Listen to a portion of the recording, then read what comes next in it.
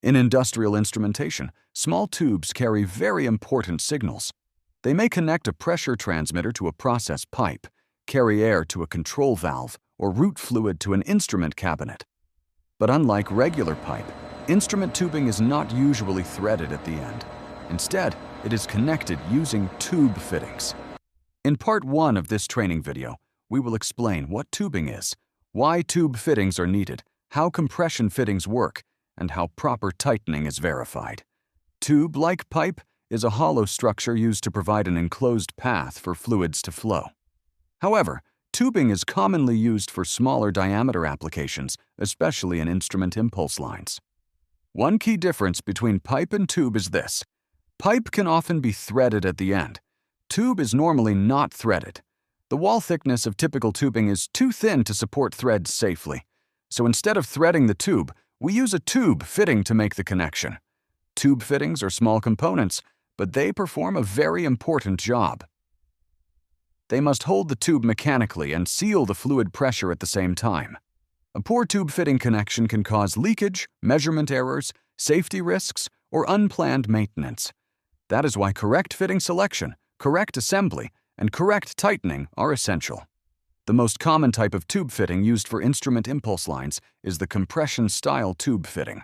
A compression tube fitting usually has 3 main parts: the body, the ferrule or ferrules, and the nut. Many industrial fittings use a 2-ferrule design.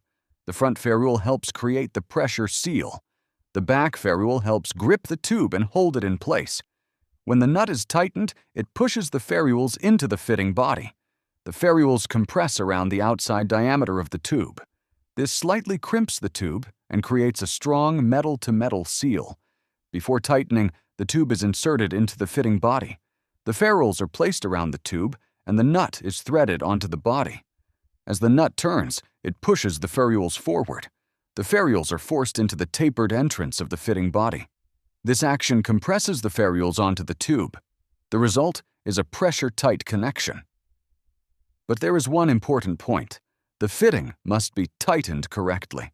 Too little tightening may not compress the ferrules enough. That can cause leakage. Too much tightening may overcompress the ferrules and damage the tube or fitting. For initial assembly, always follow the manufacturer's instructions. For many standard compression fittings, the general procedure is to tighten the nut finger-tight first, then tighten it a specified amount further with a wrench. For example, some common fittings use 1 1/4 turns past finger-tight for initial swagging. This process compresses the ferrules properly onto the tube. After this first swagging, the fitting may be disconnected and reconnected. But when reconnecting, you normally do not repeat the full initial tightening procedure. Instead, the nut is tightened only until snug. The goal is to restore the connection without further overcompressing the ferrules. To confirm proper assembly, many manufacturers provide special inspection gauges. One common tool is called a no-go gap gauge. This gauge checks the space between the fitting nut and the fitting body shoulder.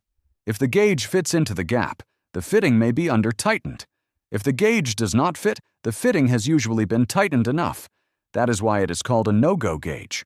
For a correctly tightened fitting, the gauge should not go into the gap. Compression tube fittings can be very strong when installed correctly.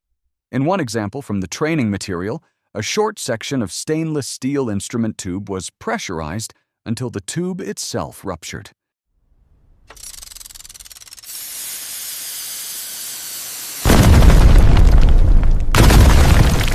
The fitting did not leak, even though the pressure reached extremely high levels. This demonstrates an important point. A properly assembled compression fitting can be stronger than the tube itself.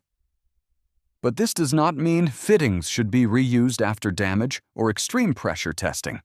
If a fitting or tube has been deformed, damaged, or overstressed, it should not be placed back into service. In Part 1, we learned that instrument tubing is not normally threaded, so tube fittings are used to make reliable connections. We also saw how compression fittings work, how ferrules grip and seal the tube, and why correct tightening is so important. In Part 2, we will look at common tube fitting types, tubing bends, vibration loops, and special tubing tools used in the field.